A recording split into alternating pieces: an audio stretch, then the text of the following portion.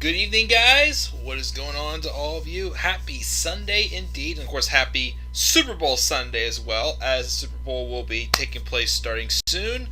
But unfortunately, I'm actually going to be up here to talk some wrestling for a little bit. What is going on, guys? This is the Club of the Man 1993, and welcome to another special live stream.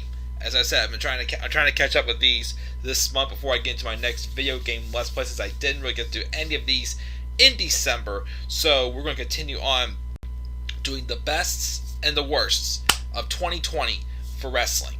And this time we are going to do, well, again, focusing on WWE. I will do some AEW stuff in a separate video or two, talking about some of the best and worst of AEW this year. But we're going to just stick with WWE.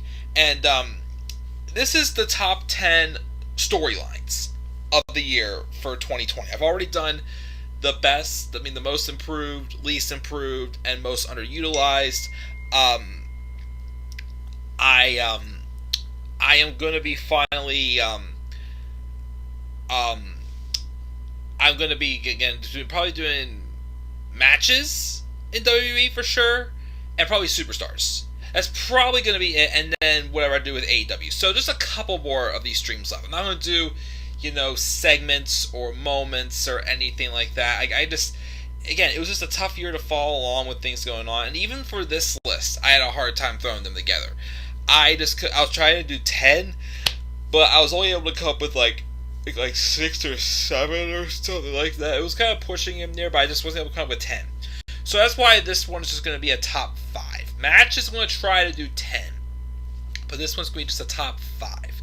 So now we're going to talk about the top 5 best and worst storylines of 2020 in the WWE. They can take place from Raw, from SmackDown, NXT, or NXT UK. No 205 Live, gang, because I stopped watching 205 Live, and I don't care. But so I think all of these actually that I've listed. Let me see here. Boom. All these I have listed are actually from the main roster, nothing from NXT.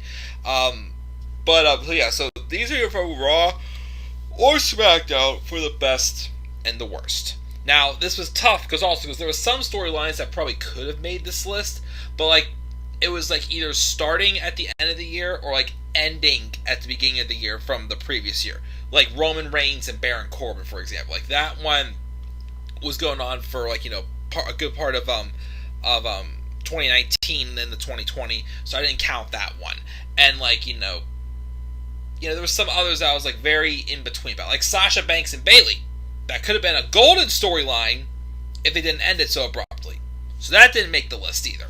So there's a few ones that probably could have made the list for both of them, but just wasn't quite. I felt like they didn't quite qualify in some ways, if you know what I mean. So the 5 I came up with for best and worst. Actually, I'm sorry. One of them is from NXT in the top 5 best. But anyways, enough rambling. Let's get to this. I know some of you in the live chat probably want to even watch the Super Bowl. Again, I'm probably not going to watch it. I don't know. I may still watch it with my family. I still don't know what I'm doing about the Super Bowl. But let's talk about. First, check the live chat. We've got Mark. What's going on, Mark? He says the worst storyline: Viking Raiders and the Street Profits. That may be one we talk about. And best storyline, Bayley and Sasha Banks. Like I said, that was good, of course, but the problem was they ended it too abruptly. So I needed more from that. So that's why that didn't make my list. Worst storyline, Bray and Braun. There were some parts that was a feud I was very in between about. I kind of liked the feud because they had history. The portion I definitely did not like, though, was the build to the swamp fight at Extreme Rules. I'd say that was probably, I didn't like that portion. And even some of the build to SummerSlam was a little weird, but that one I can't say I completely hated. It had its things I liked because of its history, stuff I didn't like, but, that's not a bad choice as well. That was Tyler who said that. Do the best. Well, now, of course, here's the thing. I used to always leave it to the audience where do the best and the worst first, but of course, because I have OBS now and, I can't rearrange everything, I'm going to have to just stick with however it was arranged in OBS. So, I'm going to be doing the worst storylines first, And we've got Dakota Virus. What's up, Dakota? He's like best. Styles, Hardy, and Zayn. Not a bad choice either. But yeah, we're gonna roll into this again. We're gonna talk about 10 storylines all together. To me, why are they my best and why are they my worst? So we're gonna start off with the 5 worst storylines first, in my opinion. Again, not an easy list to come up with because there's a lot of storylines in WWE. To me, it was what it was. It didn't harm anybody. Didn't do anything bad in the long run. I don't know. There was some of them. You could have said about a few of them.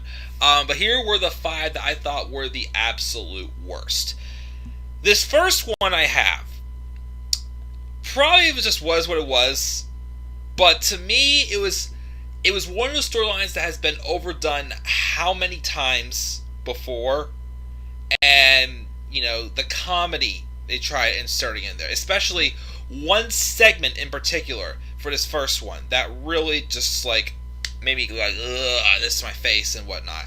And then how they followed up with it after the draft, kind of reigniting that storyline again. Even though, why did it happen? Because once again, we knew the resolution as to what happened with this issue, and it made one of the people involved in this look stupid. But this was during a time where this certain superstar had not signed his new contract yet, so WWE went kissed some ass to get him to re-sign and not join his brother in AEW. So he stayed, and now they're booking him like shit. Let's roll into my first, the number 5 for my worst storylines of the year. The Club of the Man 1993 presents WWE's Top 5 Worst Storylines of 2020. Number 5. Jeff Hardy versus Sheamus and Elias. So this storyline with Sheamus and Jeff Hardy was basically done to at the time, get the momentum going for Jeff Hardy again, as he made his return after he had been out again for a year with another knee injury or something like that. He was out for quite a while. He came back, they gave him all these vignettes and everything and all of this. Obviously they were looking to push Jeff Hardy. But to me, it was just their way of once again kissing up to someone they knew that was not going to re-sign, so they're trying to make him re-sign, that way he wouldn't go and join his brother Matt in AEW, because Matt did not re-sign. He got out and went to AEW, and he has a lot of creative control over what he does with AEW. So Jeff Hardy versus Sheamus. This went back to the whole thing with them digging into Jeff Hardy's demons, with his drinking and some of his other issues he's had. And this is also not long after, it was a while, but this is probably Sheamus' first, big feud since he had returned from his injury after having a brief feud with Chad Gable, Shorty G. But to me, when I saw this feud, again, it's just okay, this worked 10 years ago when Jeff Hardy feuded with CM Punk. But, again, this has already been done. This whole storyline of Jeff fighting those demons and, pretty much, trying to show that, you're someone that can recover from them. However, there was a problem with this, besides that it was being overdone. The fact also that, I hate to say this, but Jeff Hardy had gone back to those ways. He has dealt with, his alcohol issues and other things that have happened. He went back to he went through, other, episodes again, basically, with them. So to kind of have Jeff Hardy tell those stories, I'm sounding a little harsh to this, but to kind of have Jeff Hardy tell those stories just made it look a little hypocritical to me. The one segment to me that killed this feud, that just really turned me off in this feud, was that segment on SmackDown where they had Jeff Hardy take that urination test, and they brought in this big cup of whatever the heck it was to be a sign of Jeff Hardy's urine, and then they take it, and then he takes it, and then he just shoves it in Sheamus's face. And it was just one of those segments where it's like, I know they literally, first off, with the amount that was in that cup, there is no way in heck that Jeff Hardy went that long. There's no way in hell that happened. But then just that is just like, this is just another like moment of Vince McMahon getting a chuckle because it's piss. You know, it was annoying with the Authors of Pain and AOP whenever Drake Maverick pissed his pants. And then he did that thing on Bobby Roode's robe. Dear Lord, I'm just already discussing myself. But, you know, it's just like, it just got super overdone again. And then that just wasn't funny. And then, keep this in mind too. Months later, they kind of came back to this whole thing. Because they had that segment where Jeff Hardy was accused of being involved in an automobile accident that injured Elias. And it wrote Elias off TV for a few months. And then Elias came back during the draft when he was put back on Raw with Jeff Hardy. And then they're having Elias accuse Jeff Hardy when it was made very known and very obvious that it was Sheamus. Sheamus had set up Jeff Hardy with that accident. Unless this is going to lead to some other a loophole in the storyline where it would end up being someone else and not Sheamus, then okay, it could have gone there, but it didn't. And then that feud ended with the Sympathy of Destruction, but then just recently, for no apparent reason, started it up again with Jeff Hardy, Jackson Riker, and Elias. So again, it's overdone, it's hypocritical, and then again the whole thing with the piss segment, and then the stuff with Elias as well. Like this just. It was just not one of my favorite feuds. And because of all of that, this storyline made number 5 for my worst storylines of the year in 2020. So, that was number 5. Number 4, the next one, is a feud that I can say, like, the Braun Strowman and Bray Wyatt feud. There was portions of it I liked. And I could say that it felt like, even though there was some iffy parts in that feud, people still came out of that alive. This feud, this one had so many problems with it. It went super long. It was supposed to be, in my opinion, putting over a new talent.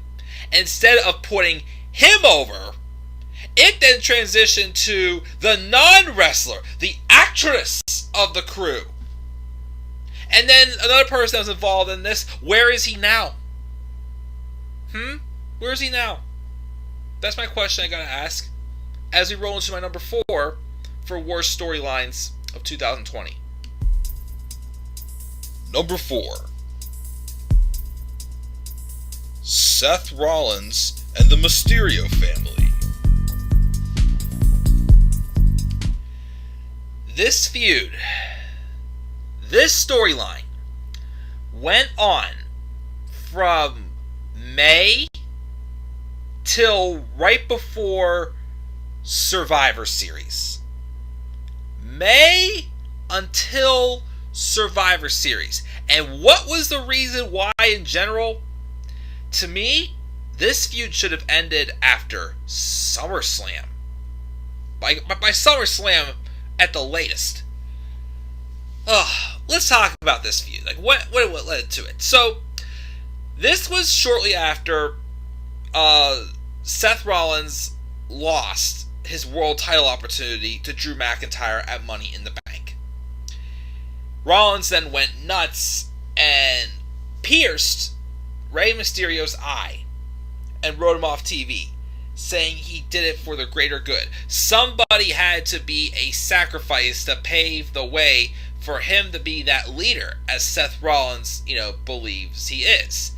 Because, like I said before, they did a great job transitioning him into that heel role, based off of how the audience was not getting behind him, and was just unhappy with him with how he behaved during his run with the World Championship in 2019. So now I'm like, okay, I get it. And then as this got more and more personal, like, this is fine. But then came Extreme Rules. And this became a one-on-one eye for an eye match, where the objective was to basically rip the eyeball out of the socket.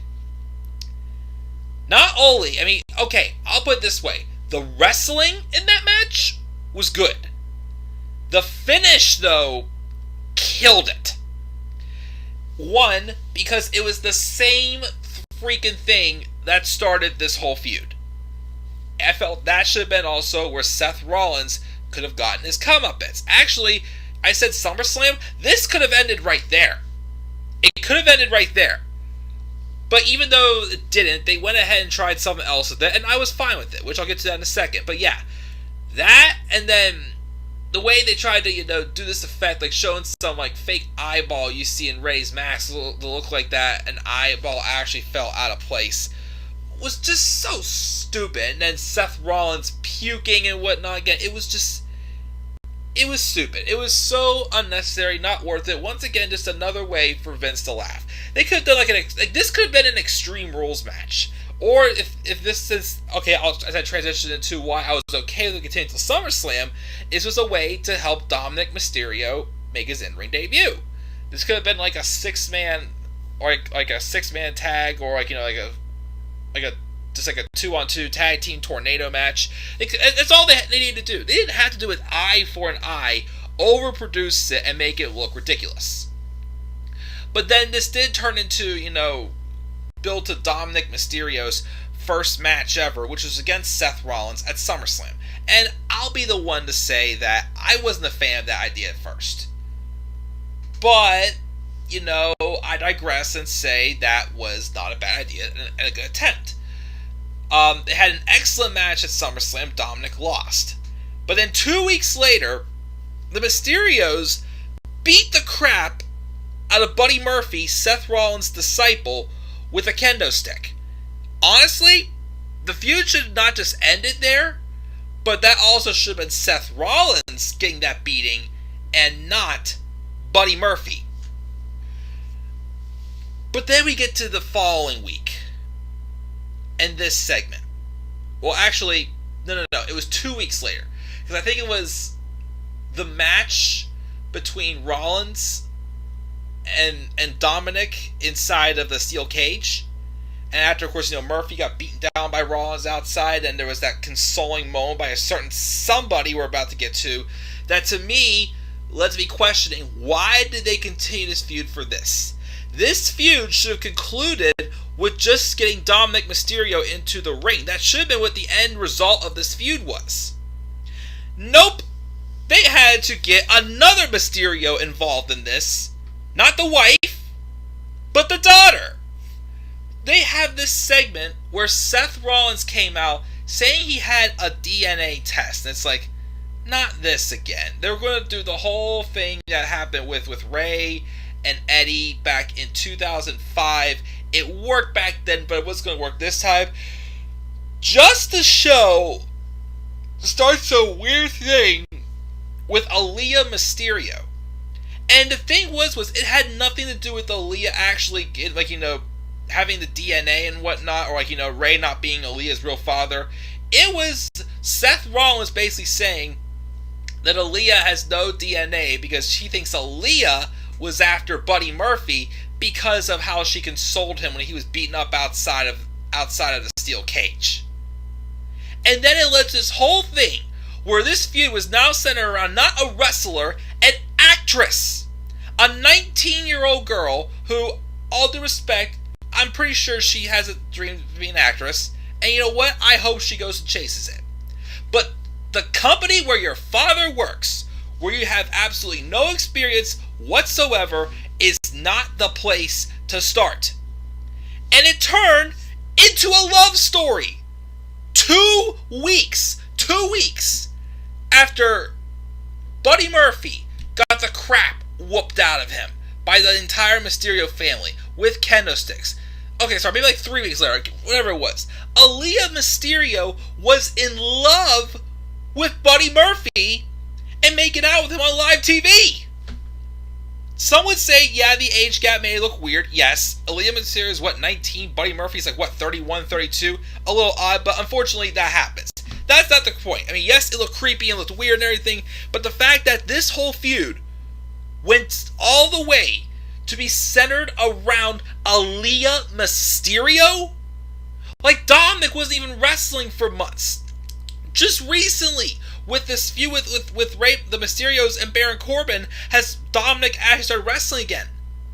This whole feud was to put over the wrong Mysterio.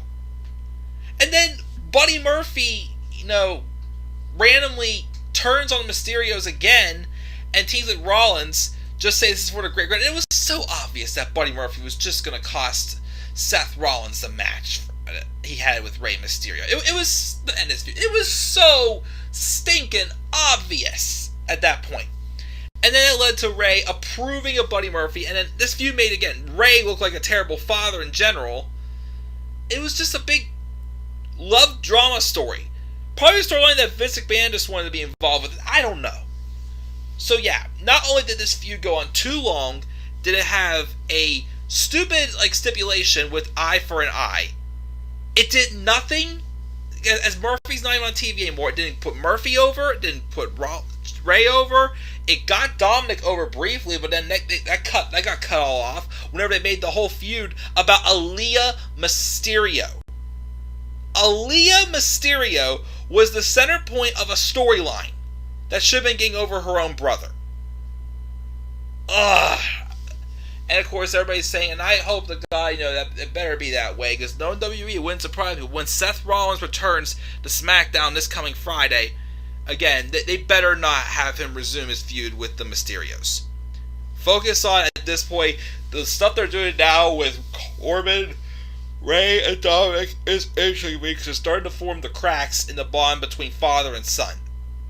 I mean, at this point now, I don't think the match is going to happen until SummerSlam, but the cracks are starting to form. Just no more Seth Rollins and the Mysterio family. Because, dear Lord. Because now Buddy Murphy went from, being like the best kept secret to Seth Rollins' disciple to the boyfriend of Aaliyah Mysterio to absolutely nothing right now.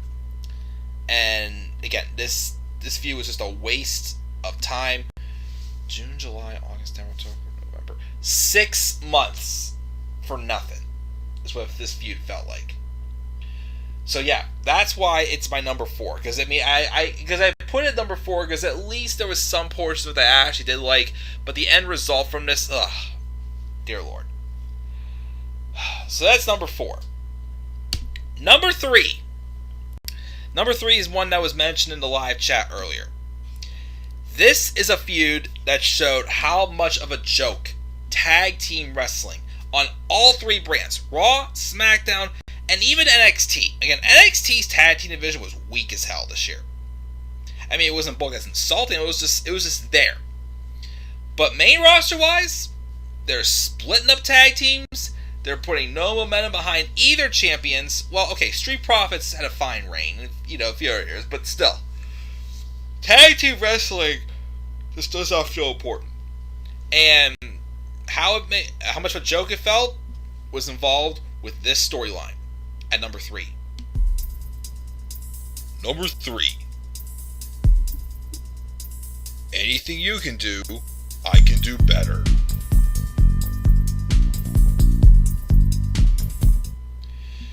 Remember the New Day versus the Club back in 2016?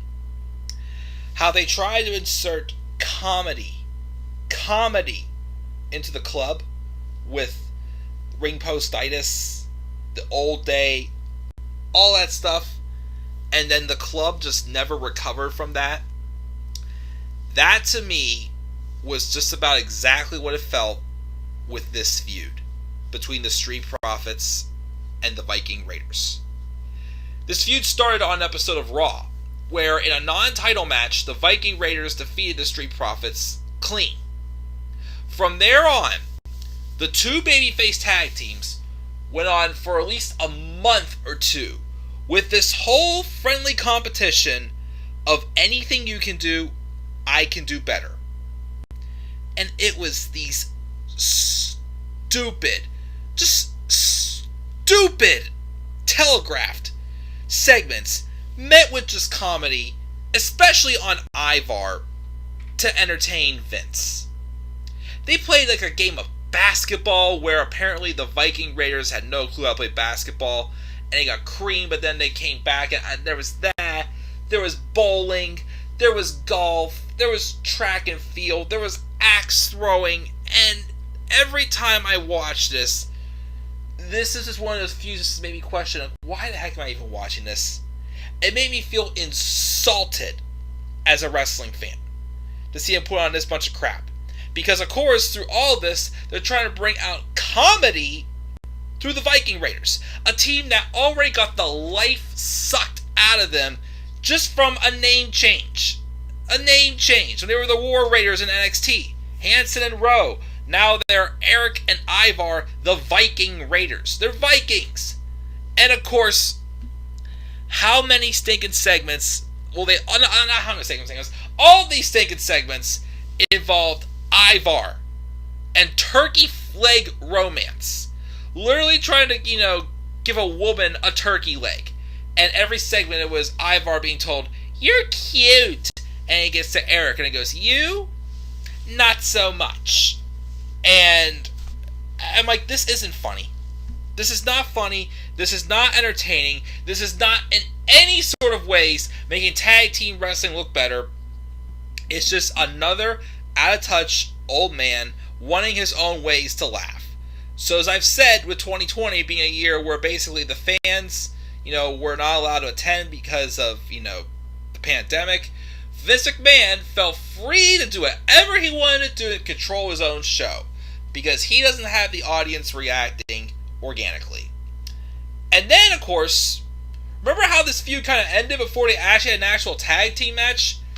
The only pay-per-view match these two had was a random cinematic brawl where they brawled throughout the arena. That was the birth of Akira Tozawa and his ninjas. And it ends with both of them falling into a dumpster. And that's how it ended. So, who won the match? Neither. Who got over? Neither. And what did this feud do for either team? Nothing! Absolutely nothing. Nobody got over in this feud. This was a total waste of time with terrible comedy segments with Ivar, who Vince must have a super duper big man crush on if he's having everybody act like he's a ladies' man, and the freaking turkey leg, turkey foot, whatever you want to call it, romance. And it wasn't funny. It was not funny, and again, it was one of those feuds that made me feel ashamed to be a wrestling fan. But that's just my number 3. Number 2. Number 2 is basically revolves around one wrestler. One women's wrestler who has been one of the most poorly booked, annoying, made no sense, and the reasons now they're trying to get sympathy for her, the company's made this woman into a complete joke. Already sabotaged the fact that her husband did not want to resign. Well, he did, but then he got released in April and went to AEW. But she stayed, and because her husband went to AEW and immediately said you could take that brass ring and shove it up your ass, she got punished. But while she was getting punished, they were trying to make her the most over thing ever. So how does that make the rest of your women in this division look? Pretty crappy, huh? Let's talk about my number 2. Worst storyline of 2020. Number 2. Lana's 2020.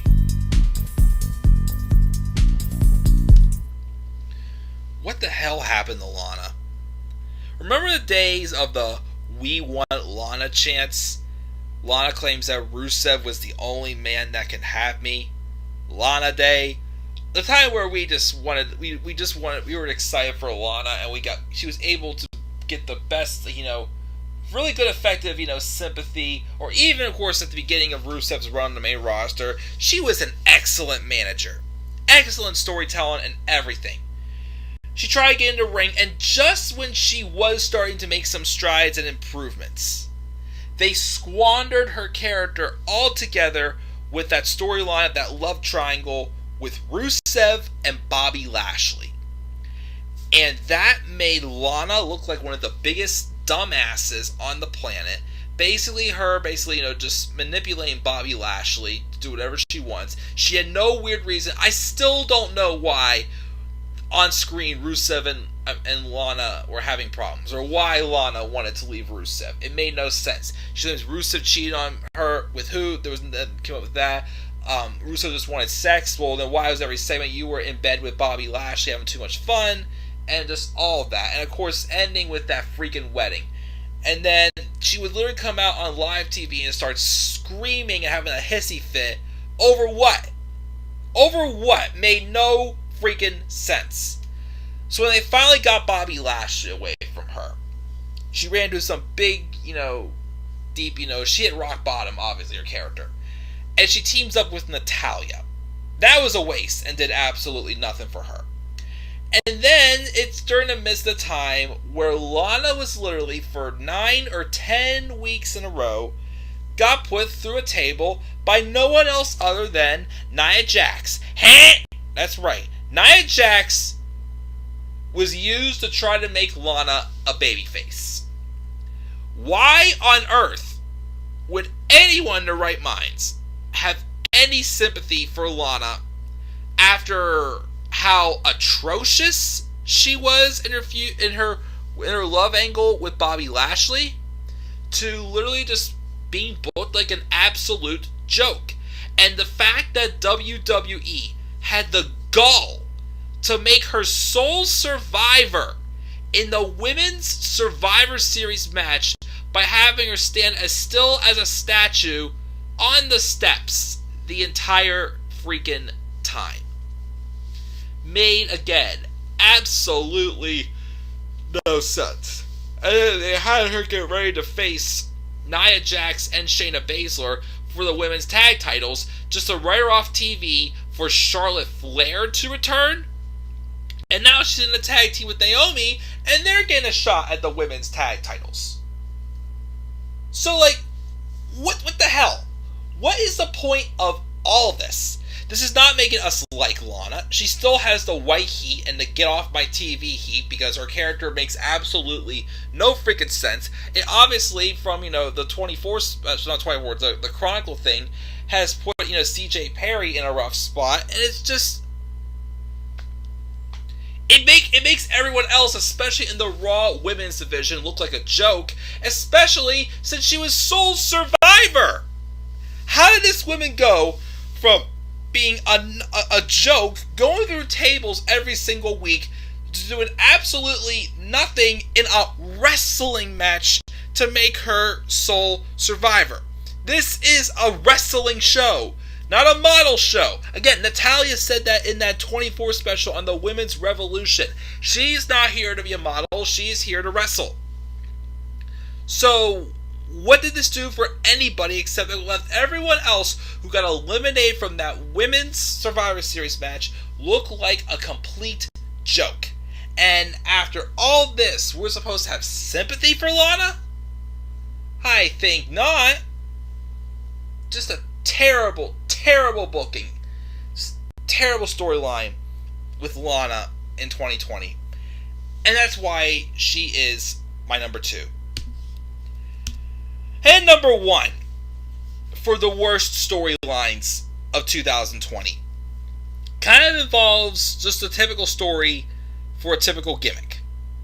It involves a tag team that literally had a mission when they came to WWE, even though most of these guys were from NXT. And then they made them into one of the biggest jokes of a stable I've seen in quite a while.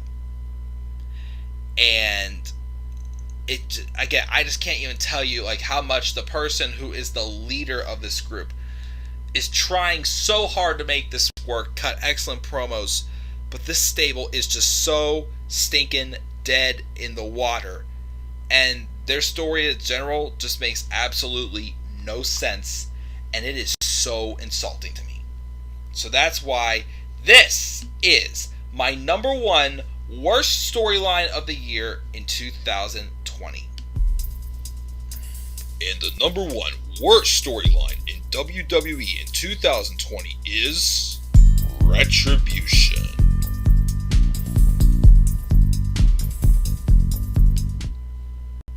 What is the point of these guys? And with most of the people that are involved in this stable, Mustafa Ali, actually, Dominik Dijakovic, T-Bar, Shane Thorne, Slapjack, Dio Madden, Mace, and Mia Yim, Reckoning. At one point, Mercedes Martinez was in this also, but she got pulled from it. Thank the Lord.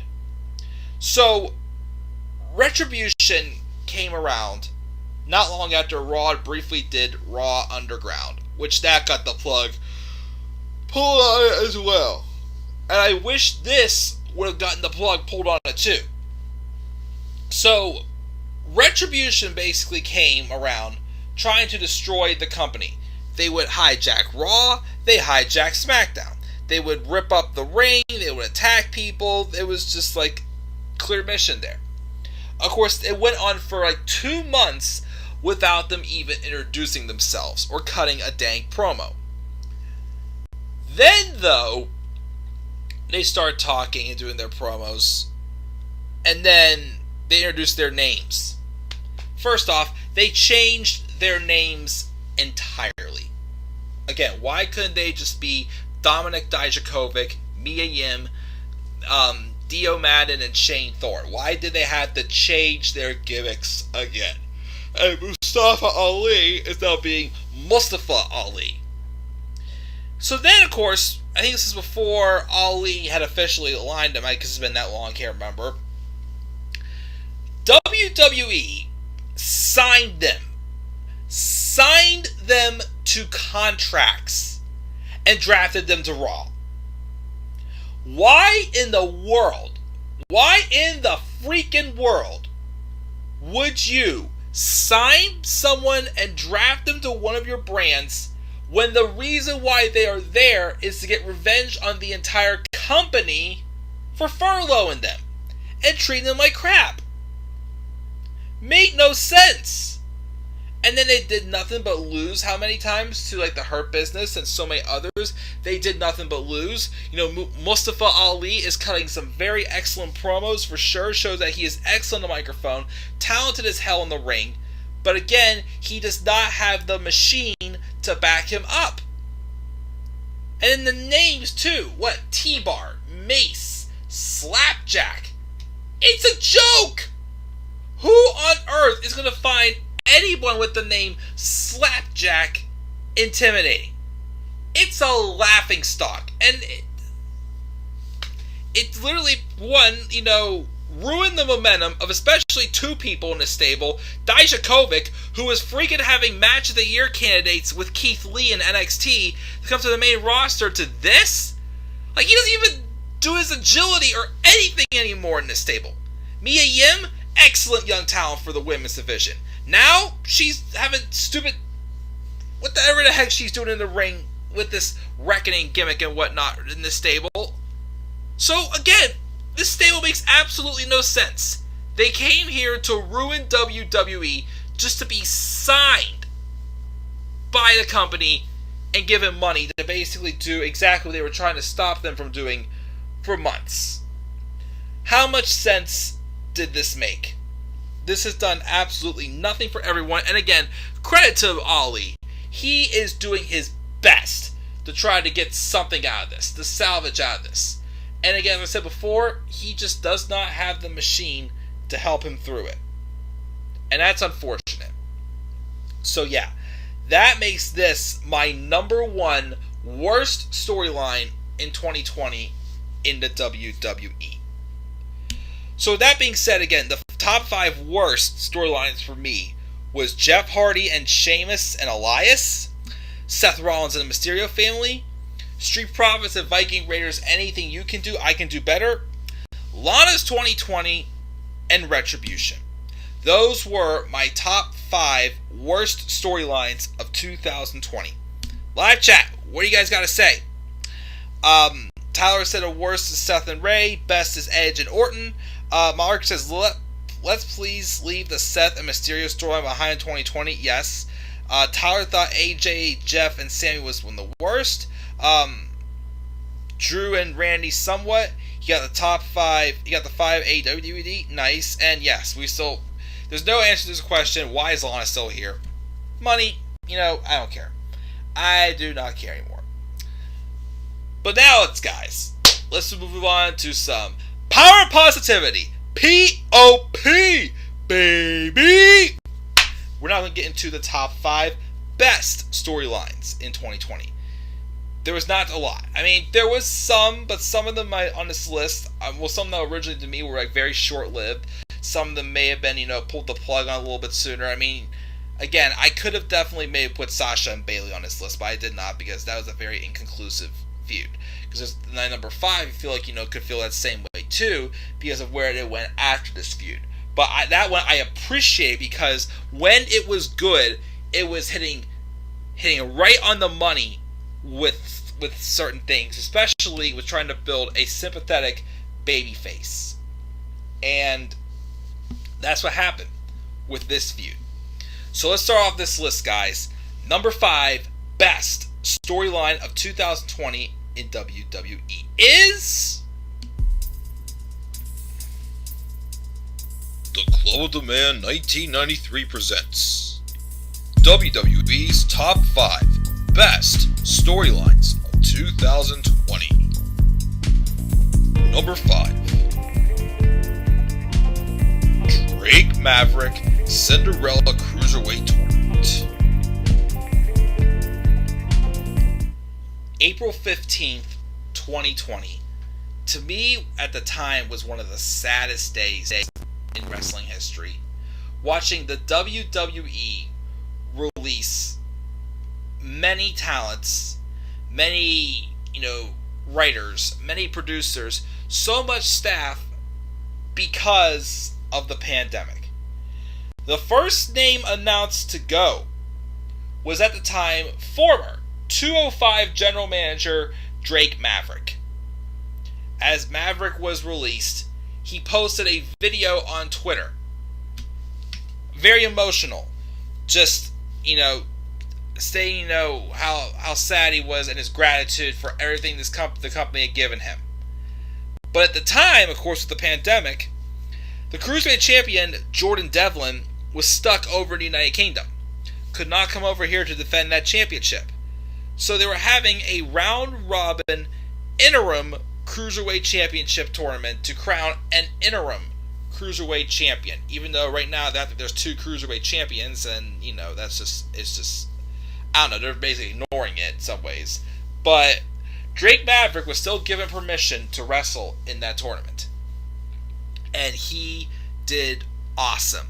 And this was one of those feuds that, despite the fact there was no audience, the WWE beautifully booked Drake Maverick as like a pure dog underground babyface, and it was a fun thing to watch. He fought so hard in all of his matches. He had some great matches against Kushida, El Hijo del Fantasma. Eventually, that person was revealed to be Santos Escobar.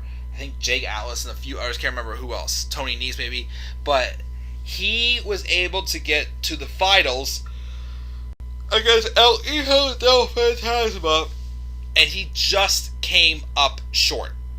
And of course, even though it was a very micromanaged crowd, This was a storyline that still, to me, through the internet and whatnot, got Drake Maverick over as a babyface. And as he was taking his curtain calls, saying his goodbyes when he lost in the finals after a very, very excellent, hard-fought battle, out came Triple H, pats Maverick on the back, and hands him a new NXT contract. Happy ending to this emotional story with Drake Maverick getting his job back with WWE. Afterwards, yes, they basically jobbed him out to Legado del Fantasma whenever El Hijo del Fantasma revealed himself to be Santos Escobar with Raul Mendoza and Joaquin Wilde. And then, of course, now he's in this random tag team with him and Killian Dane. That's just not digging it for me. But just the storyline and how excellent they booked Maverick and made him a purebred, sympathetic babyface was just that excellent storytelling that I can always appreciate. And that is why I picked this storyline. Drake Maverick's Cinderella Cruiserweight Championship Tournament was my number 5 for best storylines of the year in 2020. Number 4 on this list is another story, basically, that they told that was very more on the low card side, but it was told so good that this storyline led to a match at WrestleMania that really needed a crowd. If a crowd was involved in this, this would have got a big pop. It got one person, a tag team, over. It got somebody else kind of over in some ways as well. And yes, of course, once the draft came around, they kind of squandered on it because the head writer of this storyline was actually let go during that April 15th Black Wednesday day when they released all of those talents on April 15, 2020. But at least appreciate the great storytelling that this one had. 2 fresh talent. Even somebody else that was on the enemy side of this feud led to them getting over too. Let's talk about this feud. My number 4 best storyline of 2020. Number 4. The love story of Otis and Mandy Rose. Alright, so first, a quick disclaimer here. This was months before I found a new girl and started dating her. So, at this time in this storyline, I was saying, Otis, you lucky son of a gun. This was a very well-told story, and I think the chips fell right into place perfectly for everyone involved. Well, for 3 main people. Otis, Mandy Rose, and Sonya Deville.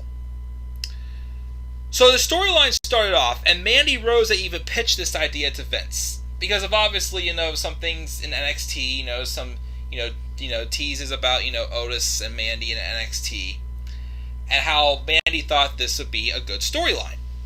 At the time when it started off with, I think, Mandy being Otis's Secret Santa.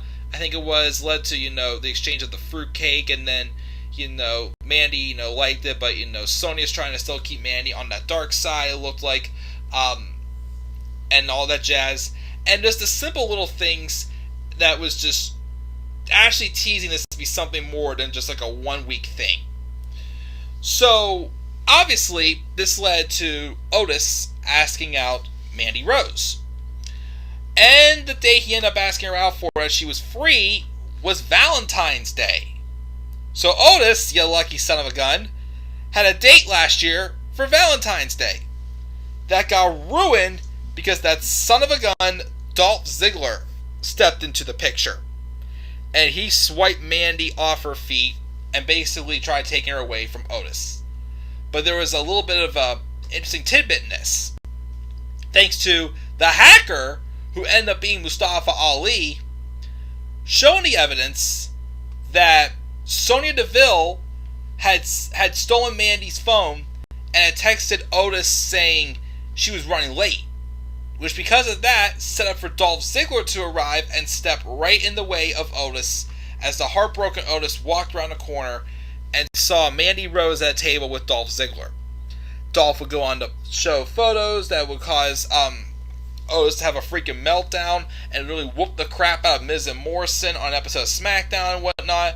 But then, of course, what I like about the story was, of course, again, the people who got over in this feud. Again, Otis, who will go on to be Mr. Money in the Bank, even though, again, I love Otis, but even though the storyline was great and got Otis over, again, it wasn't enough to make him be a serious contender for the world title. For now, at least. And then, of course, they put on the Miz and all that jazz. But it got Otis organically over, and then it made Mandy Rose transition her character, because this was obviously a story of, okay, a guy like Otis, who a lot of people look at as an underdog, not being able to win the heart of a woman like Mandy Rose. And Mandy Rose obviously is booked as the heel who was, as even Mandy said on I think that Chris Van Vliet, whatever the heck his name is on YouTube, he interviews a lot of wrestlers, interviewed Mandy. Mandy Rose is meant to be portrayed as the hot one. There's no secret. Mandy Rose is a good-looking blonde. One that definitely catches a lot of guys' attention. So to have her kind of transition from this character of more so being, more about her look, to showing, hey, yes, I may be a good-looking person, but I'm much more than that. She has much more of a heart than just her looks. And obviously showing that Sonya Deville, real-life best friend and roommate of Mandy Rose, was jealous. And if anyone out of this feud got even more over and became an even bigger star, it was Sonya Deville. As I said in my top 5 most improved, least improved, underutilized, Sonya Deville went from being a very boring, slow sparring MMA gimmick to whatever the heck happened with this storyline here that just really brought out the great promo skills for Sonya. Her wrestling ability improved, and she became an unstoppable heel that led to, of course, having Mandy Rose give Sonya her comeuppance, and, even though Mandy got the last laugh, Sonya still got over. Again, Sonya Deville, well, despite the fact that she's had to go away for a while, and now she's back as more in a corporate position right now, because they're playing storyline altogether where she's not allowed to wrestle right now, but at some point she probably will be wrestling again, and I hope to God she does. Like I said, Sonya Deville, again, just, I think, benefited the most out of this whole storyline. Her character got super over.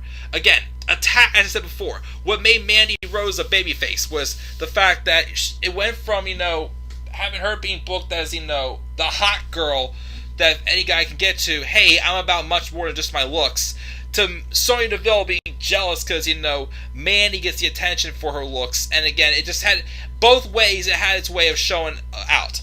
Because again, there was truth in Sonya Deville's promos. And, just the simple storytelling with the love story of, an underdog like Otis winning a woman, not quite in his league like Mandy Rose.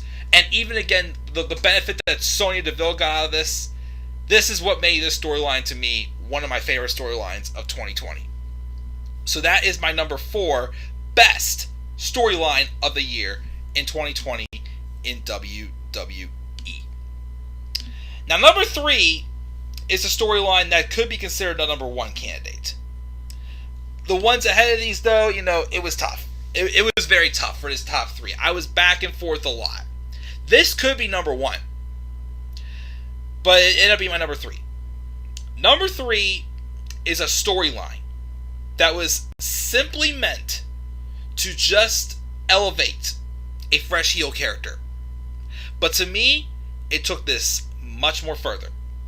It made somebody else. It began the trend that this guy has as he's been turned heel, and he has made everyone else he has wrestled and fought look amazing. He made a guy part of a tag team with his twin brother look like a main eventer. Here is my number 3 for best storylines of the year in 2020. Number 3. Roman Reigns versus Jey Uso.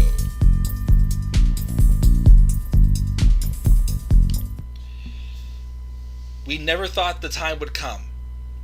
2020, after stepping away and not accepting the 5th year of him main eventing WrestleMania, getting that babyface coronation that WWE just so desperately wanted him to get in front of a live audience and get that massive pop that they wanted to give him, that he was only able to get when he had returned from a battle with leukemia. Roman Reigns returned at SummerSlam and turned heel for the first time since his days with the Shield. And then when he won the Universal Championship the following weekend at Payback, he began playing the WWE system like a fiddle. And through all that, he got his own cousin, one of his own best friends, his so-called blood brother, Jey Uso, a championship opportunity. And immediately when this happened, it's like, because Jimmy Uso's still out with injury, so Jay's doing nothing. So it's like, this is just going to be just Roman basically just getting a couple wins over a heel and doing something else, basically. It was going to help elevate him, which is like, cool. This did much more than that. Again, this feud got personal with the real life bond with Roman Reigns and Jey Uso. You know, obviously, again, it led to the fact that Roman Reigns was trying to, again, this character who's acting like being on top to him is not a privilege, it's a right. He needs to be on top. So how else to protect himself from being on top than to just getting in the head of his own family, someone that he believes should not be trying to take his place at the head of the table. Going as far as their main event match at Clash of Champions, knocking out Jey Uso. He didn't knock him out. Basically beating him down, trying to get him to admit that Roman Reigns is the head of the table. He's the tribal chief. But it took Jimmy Uso coming out and throwing in the towel for his twin brother to prevent him from any more damage, leading to a match at Hell in a Cell. Hell in a Cell I Quit match, because Roman Reigns is trying to help make Jey Uso a main eventer and elevate him, but at the same time while keeping himself at the top and protecting him from not losing the Universal Championship and remain with the power that he has with both himself and Paul Heyman. So he pushed Jimmy Uso over the edge. That, again, they had that classic of a Hell in a Cell I Quit match. To Jimmy Uso, basically, it took Roman Reigns choking out Jimmy Uso to make Jey Uso say I quit. And then, from all the tough love, hard-fought love through all this, not only did Roman Reigns get over as a heel champion, get him more elevated, made him to a freaking megastar as he's putting on some of the best work of his career, he got Jey Uso over as a star, as a main eventer. He got Jey not only to rack up some good victories there as well, Jey turned heel and joined Roman Reigns as well and said he gets it. He's proven he's the head of the table. He's acknowledged him as the head of the table. And he is staying on his side. Holy smokes. What kind of who else besides Paul Heyman could have come up with a story like this? A story that could elevate somebody else. And everyone else, again, that's got involved with Roman Reigns, like Drew McIntyre and Kevin Owens. And, a few others with, one-offs here and there. Like, who couldn't tell me that Roman Reigns would be a heel? Who would be telling me that he made Jey Uso into a main event star? Again, I don't know what's going to happen when Jimmy comes back. I'm kind of hoping that Jimmy turns also and joins the bloodline, or he's going to be that type of person who comes back to try to talk some sense back into Jey. Whatever it is, again, this was just gold. This was something that was meant to make Roman Reigns look good, but it went even more farther than that in a drastic, positive way. And that's only my number 3, though, in my opinion. Number 2, this was one, I had this one as number 2 Because like Roman Reigns, this was something we never thought we'd see happen. Again, at least. We had somebody come back after a 9-year absence with triple fusion neck surgery. And then the first feud he has got as personal as hell with a former tag team partner.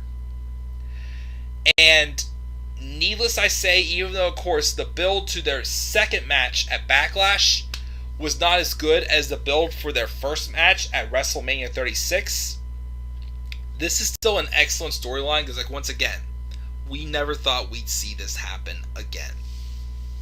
This is my number 2 for best storylines of the year in 2020. Number 2.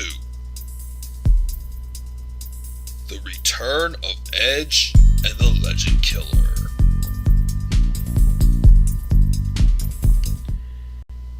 Pinch me. I must be dreaming. Royal Rumble 2020. Edge made a return to the ring after being told 9 years ago that he would never wrestle again. He was medically disqualified permanently from in-ring competition. But just like he said when Night first came back, what if? And he started feeling good, he started teasing things and everything, and then it finally happened. Edge returned at the 2020 Royal Rumble, and during that match had a brief reunion with Randy Orton, and reuniting briefly Team Rated RKO. The following night on Raw, as Edge was explaining his return, Orton comes out to congratulate him as well, and even teases a permanent Rated RKO reunion. Until Orton, who had just been a babyface for about a month, turned heel and beat down Edge severely, that it looked like that Orton had sent Edge back into retirement. Saying he did that to protect him, claiming that he loves Edge like a brother and just did what was best he felt for Edge. Meantime, though, Edge is saying that Randy Orton is just intimidated by Edge, jealous of him, doesn't want him to steal that thunder from him.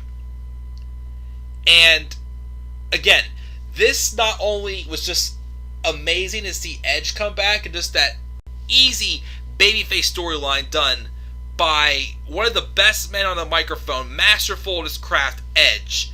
It also reignited the fire in Randy Orton. Needless I say, even though I thought it was pointless, him being a babyface just for a month, leading to this heel turn on Edge, was a beauty. Had Orton come out still as a heel, it would have been so obvious that he was going to turn on Edge. And then, again, it lit a fire back in him as he brought back the punt. He was taking out legends. It got him back to the world title picture. He had a brief feud with Drew McIntyre that had some good parts, some bad parts to it. It just got too long with that one. But it lit a fire back in Randy Orton. It was excellent storytelling. You could tell Orton was in his groove. When Orton's in his groove, he is awesome. But again, this feud not just brought back Edge, it brought back the Legend Killer, the fire in Randy Orton, and it was some excellent stuff. Yes, the hype for their match at Backlash was hindered by the whole thing of them calling this the greatest wrestling match ever. Again, you cannot call it the greatest wrestling match ever, especially whenever these guys had matches long before they had collided in 2020. But it was still just an excellent, story. With Edge coming back and Randy Orton's fire being ignited in him. And again, we never thought we'd see Edge in the ring again. So that's why this made it as my number 2 for best storyline of the year. With Edge and Orton. The return of Edge and the Legend Killer. At my number 2. And now we get to number 1.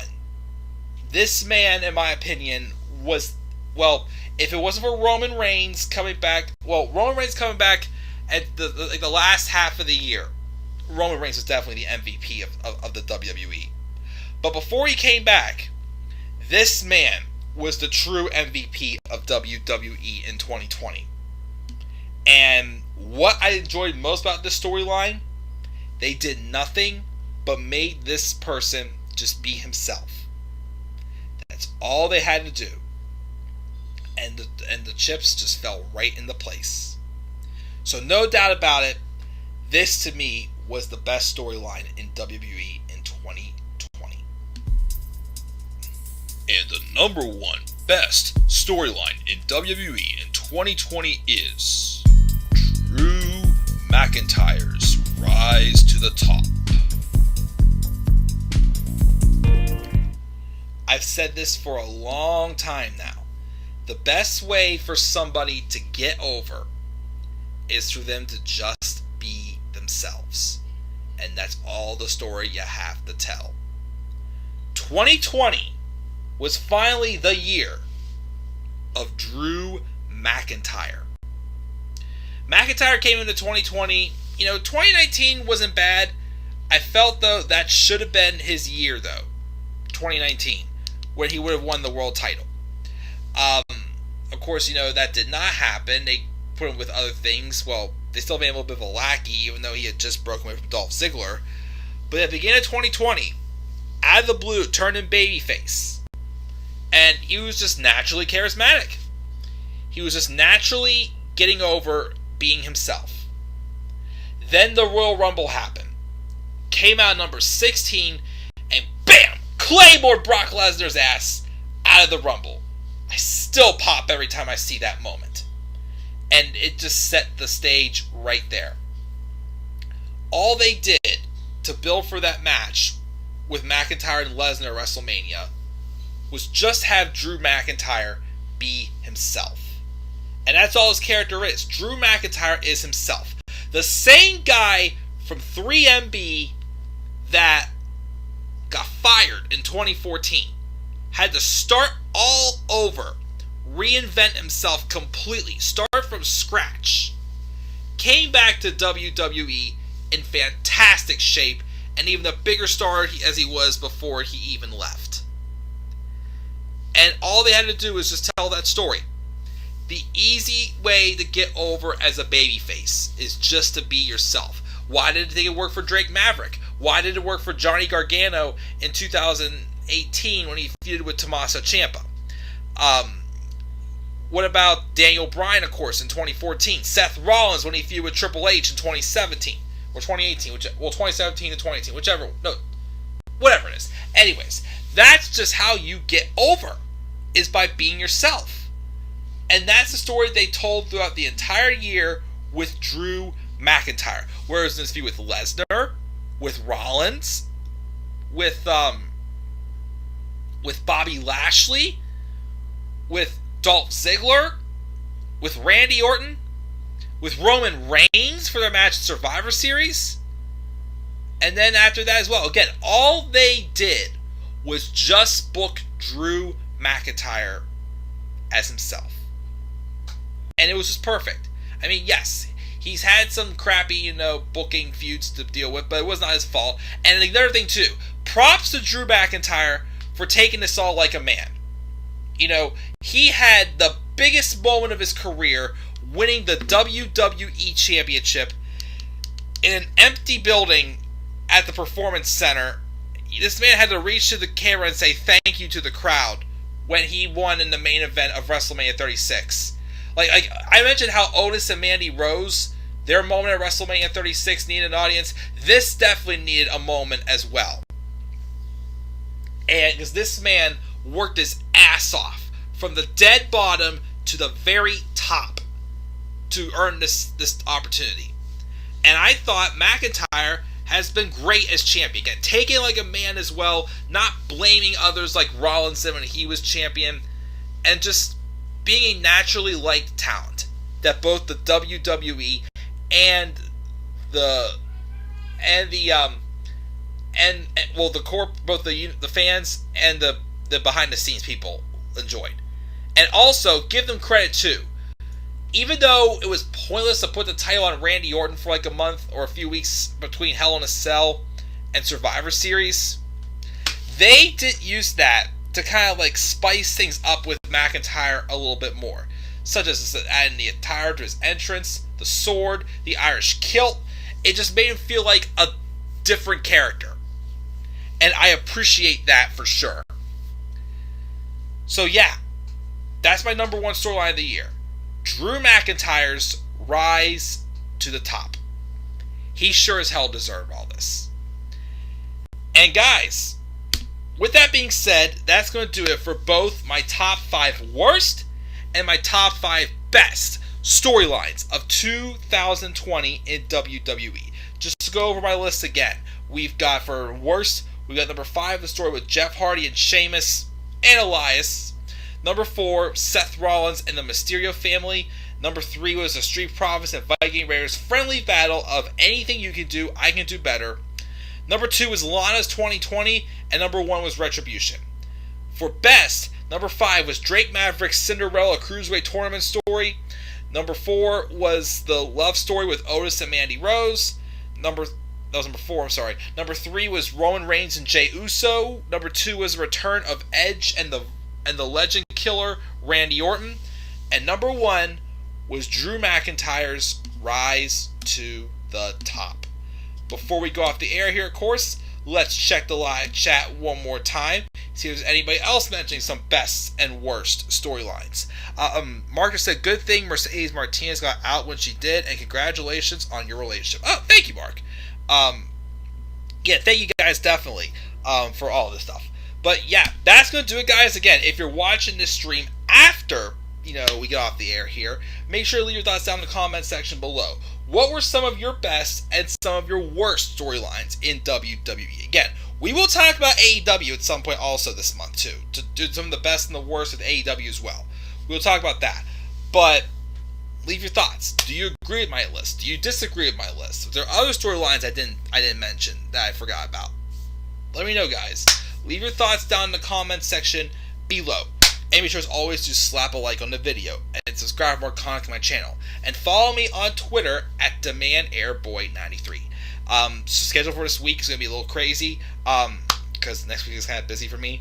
Let me see here. So I may, if I'm awake enough, may have to do my Raw review tomorrow night because I have things to do Tuesday, so I may not have time to review Raw.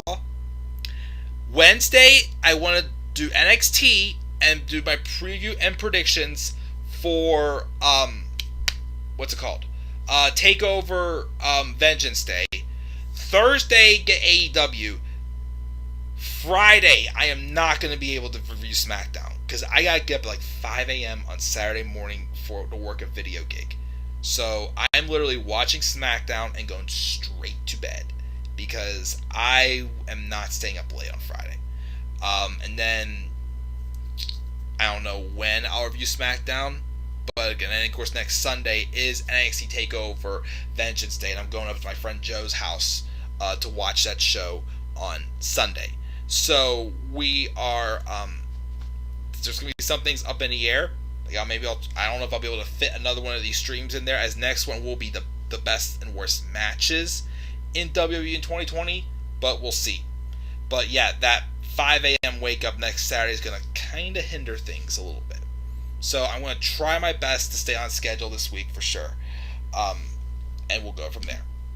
So again, guys, what are your thoughts? Leave your thoughts down in the comment section below. Be sure as always to slap a like on the video, subscribe for more content to my channel, and follow me on Twitter at DemandAir93. If any of you guys are watching the Super Bowl, hope you're having fun, enjoy it. Again, I'm not the biggest football fan in the world, so I don't know. If I had to pick, though, go Chiefs. Can't stand Tom Brady, I'm sorry. But, whatever it is, just have fun. And enjoy your night, guys. That's it. I'm checking out. I'll see you guys all later. Enjoy the rest of your Sunday. Have a great start to your week. I'll probably see you guys tomorrow night for my live review of Monday Night Raw. So until then, guys, I'm checking out. Have a great rest of your night. Peace out, everybody.